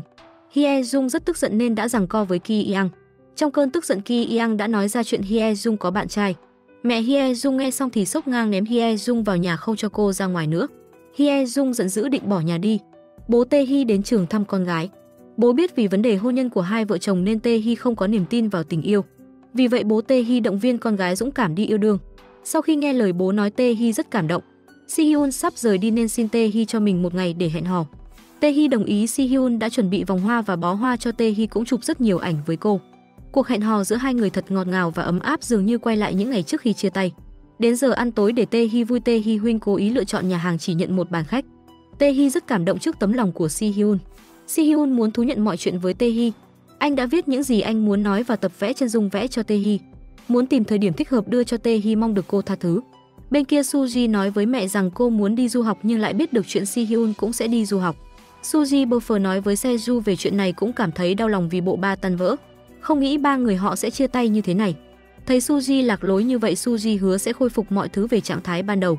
Suji nói với Si Hyun rằng Suji bây giờ khi nói về Si Hyun thì ánh mắt đầy buồn bã. Anh còn thuyết phục Si Hyun quay lại về bộ ba như ngày nào. Si Hyun nói trái tim anh đã yêu Tae Hee rồi sẽ không quay lại quá khứ. Thấy Si Hyun kiên quyết như vậy, Seju quyết định nói với Tae Hee mọi kế hoạch. Seju liên lạc với Tae Hee và nói muốn kể một bí mật cho cô. Nửa đêm canh ba, Tae Hee đi gặp Seju ở căn cứ bí mật. Seju đã cho cô thấy thông tin về cô mà bộ ba đã thu thập. Còn có cả video mà họ bàn bạc làm thế nào để tạo ra cuộc gặp bất ngờ với cô. Hóa ra kế hoạch trò chơi của họ bắt đầu thì Seju cũng đã quay hết lại. Ban đầu anh không có ý định công bố nhưng Suji đã thay đổi quyết định vì Si Hyun nên anh muốn đứng lên và bảo vệ Suji. Seju đưa hết bằng chứng cho Tae Hee xem. Thấy mình bị đem ra làm trò đùa, Tae Hee cảm thấy bị xúc phạm. Sau khi biết sự thật, Tae Hee vô cùng sốc, cô phờ rời khỏi chỗ này. Nhân viên bảo vệ tòa nhà nghĩ Tae Hee cảm thấy không khỏe nên đã đi tới giúp. Tình cờ lúc này Si Hyun gọi điện tới bảo vệ tòa nhà đã nói lại tình hình cho anh, thế là Si Hyun vội vàng lái xe tới. Khi biết Tae Hee đã biết hết mọi chuyện, anh khóc lóc cầu xin cô cho mình cơ hội giải thích. Tae Hee bị lừa không còn muốn tin nữa, cô kiên quyết cắt đứt mối ràng buộc với Si Hyun. Hy vọng sau này hai người họ sẽ không gặp lại nhau nữa. Si Hyun suy sụp tức giận đến chỗ Seju để tính sổ, anh không hiểu tại sao Seju lại làm vậy. Rõ ràng Si Hyun quyết định thú nhận mọi chuyện với Tae Hee để xin được tha thứ. Nhưng bây giờ ngay cả cơ hội này cũng đã bị Seju tước đi. Si Hyun muốn bem Seju nhưng lại nhớ về ngày xưa nên không đành lòng ra tay. Anh đành phải trút giận vào bức ảnh chụp chung của ba người. Tay bị thương nên Si Hyun đến bệnh viện băng bó. Mẹ Suji đã tiếp nhận và trấn an anh đừng lo lắng về bệnh tình của bố. Bà ta sẽ chỉ định bác sĩ giỏi nhất để phẫu thuật cho ông. Si Hyun dần dần cảm thấy nhẹ nhõm rồi đưa bố vào phòng ngủ. Tae Hee thất thần nên vô thức đi bộ ra trạm xe buýt nơi lần đầu gặp Si Hyun. Nhớ lại quá khứ ngọt ngào và hiện thực tàn nhẫn, Tae Hee không khỏi bật khóc. Tae Hee bất lực đến studio của mẹ. Mẹ không hiểu tại sao nên rất lo lắng cho cô. Tae Hee nghỉ ngơi trên ghế sofa, kể từ khi cô đến Seoul thì luôn có những điều tồi tệ xảy ra. Cô chán nản muốn trở về Đức với bố. Bên kia Seju kể cho Suji chuyện đã xảy ra. Suji không muốn Seju gây sự với Si Hyun nên đề nghị Seju hãy đổ lỗi chuyện này sang cho mình. Cứ giả vờ như cô đã nghĩ ra việc đó. Lúc này Hye Jung không còn nơi nào để đi nên gọi cho Suji để nhờ vả. Hết cách, Suji chỉ có thể sắp xếp cho Hye Jung sống trong căn cứ bí mật của bộ ba. Còn mẹ Hye Jung thì phát điên vì không tìm thấy con gái mình. Ki Yang nhân cơ hội chạy sang an ủi mẹ vợ. Suji tới bệnh viện thăm Suji Hyun bị thương ở tay, cô nhận hết trách nhiệm về mình. Nói rằng cô là người bảo Seju nói sự thật cho Tae Hee. Si Hyun không trách cô vì sao thì xuất phát điểm cũng là muốn trêu đùa Tae Hee. Bản thân anh cũng có mục đích như thế nên không có tư cách chỉ trích ai. Nhưng anh hy vọng sau này sẽ không gặp lại Suji nữa. Suji coi trọng tình bạn nhất nhưng cô sắp mất đi người bạn thân nhất của mình. Nếu biết tình bạn giữa ba người họ sẽ tan vỡ, nếu biết trước Si-hyun sẽ yêu Tae-hee thì cô sẽ không đề xuất chơi trò này.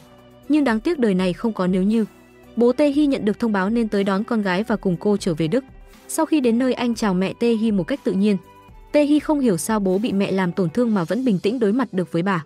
Bố Tae-hee cho rằng trái tim con người không thể kiểm soát được như cơ bắp. Yêu đơn phương cũng là một loại hạnh phúc, ông không muốn che giấu cảm xúc này. Tae-hee trầm tư sau khi nghe bố nói.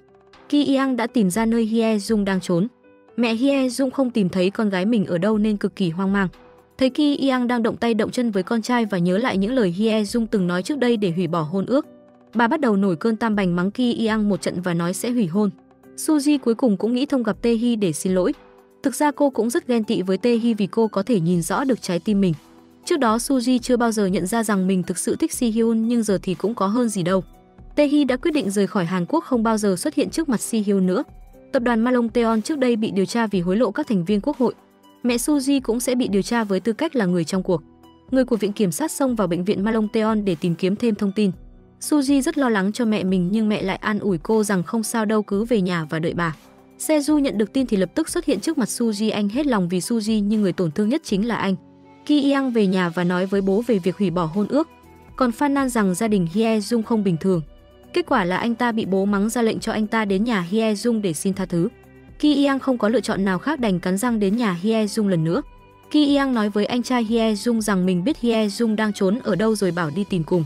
Ki Yang đưa anh Seju và anh Hye-jung tới căn cứ bí mật của bộ ba. Hye-jung phía bên này đang thưởng thức bữa tối cùng Yang-won. Anh thuyết phục Hye-jung ngày mai hãy trở về nhà thì cô ngoan ngoãn vâng lời. Quả thực cô rất có hiếu với Giai. Phía bên ngoài có ai đó gõ cửa, Yang-won liền tới mở. Nhưng ngay khi cánh cửa một ra que gậy đã lao về phía anh khiến anh gục tại chỗ. Anh của Hye-jung sợ nguy hiểm đến tính mạng định đưa Yang-won đi viện, nhưng bị Ki Yang vô cảm bước tới từ chối. Anh Hye-jung quá sợ hãi và hoảng loạn nên vô tình làm đổ bảng quy trình tiếp cận Tae-hee của bộ ba. Ngay lúc này Seju biết chuyện lên cũng đi tới. Anh trai Hye-jung liền lấy điện thoại của Seju đưa cho Ki Yang và chống chế anh ta. Ki Yang lúc này gọi điện cho Si-hyun. Si-hyun vội vàng chạy tới để cứu anh bạn mình. Ki Yang bảo tất cả mọi người rời đi trước để anh giải quyết chuyện với Si-hyun. Sau khi đã đưa Yang-won ra ngoài, Ki Yang liền gọi điện muốn kể lại câu chuyện cho Tae-hee. Si-hyun không muốn người mình yêu bị tổn thương thêm lần nữa nên ra sức ngăn cản. Không ai chịu thua ai, vậy là một trận ẩu đả diễn ra. Tae-hee nghe thấy tiếng đánh nhau truyền lại nên liền chạy tới đó thì thấy mấy người đang quánh nhau. Cô liền dọa nếu không dừng tay lại cô sẽ báo cảnh sát. Ki Yang liền tiến tới giật điện thoại của Tae-hee làm cô gã lăn quay. Thấy người yêu mình bị tổn thương, Si-hyun liền lao tới sống mai với hắn một trận cho ra nhẽ. Vậy nhưng anh bị tên Ki Yang tặng cho một cú hiểm khiến Si-hyun bất tỉnh ngay tại chỗ. Tae-hee hốt hoảng vội vàng kêu cấp cứu đưa anh tới bệnh viện. Mặc dù Si-hyun đã được cấp cứu kịp thời nhưng do vết thương quá nặng nên anh chưa tỉnh lại được. Tae-hee vô cùng lo lắng nên đã luôn ở bên cạnh để chăm sóc cho anh. Ki Yang tìm đến Suji và nói với cô về việc mình đã biết hết kế hoạch tiếp cận Tae-hee của bọn họ. Chưa dừng lại, hắn còn công kích cô bằng chiếc video Si-hyun bị hắn dẫm đạp như thế nào. Suji vô cùng đau lòng hoảng hốt gọi điện cho Seju để hỏi thăm tình hình. Suji ba chân bốn cẳng chạy tới bệnh viện thì thấy Si-hyun vẫn hôn mê bất tỉnh nằm đó. Sau những ngày điều tra ở tòa án thì cuối cùng mẹ Suji cũng được trở về tự do. Vậy nhưng khi bước vào nhà, bà đã thấy Suji đang nằm lăn lóc trên sàn. Do những chuyện gần đây khiến cô bị trầm cảm nặng và phải dùng thuốc ngủ nhiều, nên sinh ra ảo giác và tự làm bản thân mình bị thương. Bà nhanh chóng đưa Suji tới bệnh viện cấp cứu. Rất may vết thương không nghiêm trọng nên không ảnh hưởng gì đến việc chơi đàn cello của cô.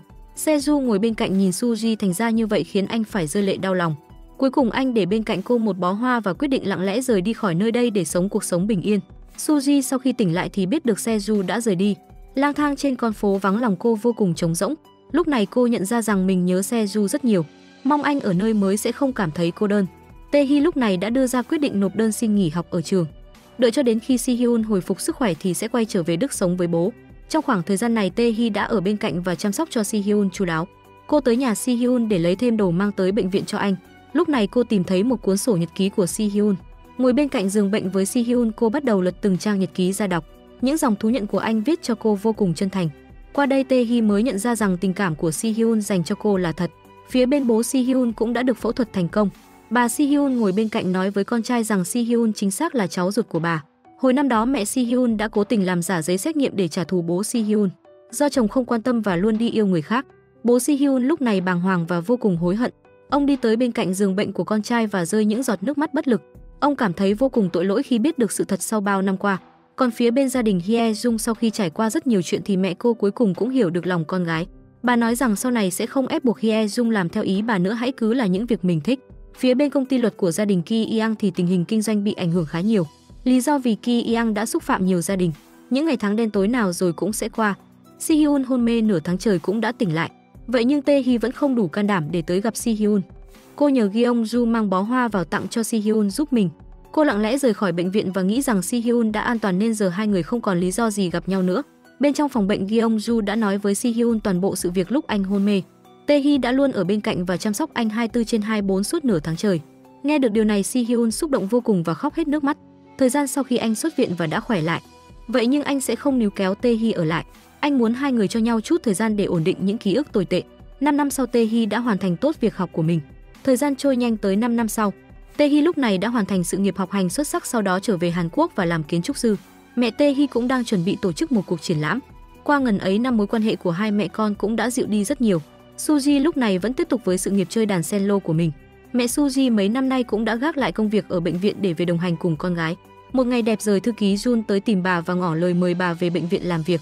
Vậy nhưng sau những ngày yên bình vừa qua, bà nói rằng mình rất hài lòng với cuộc sống hiện tại. Bà muốn dành nhiều thời gian ở bên con gái. Một hôm, Suji nhận được một bó hoa rất đẹp từ một người giấu tên.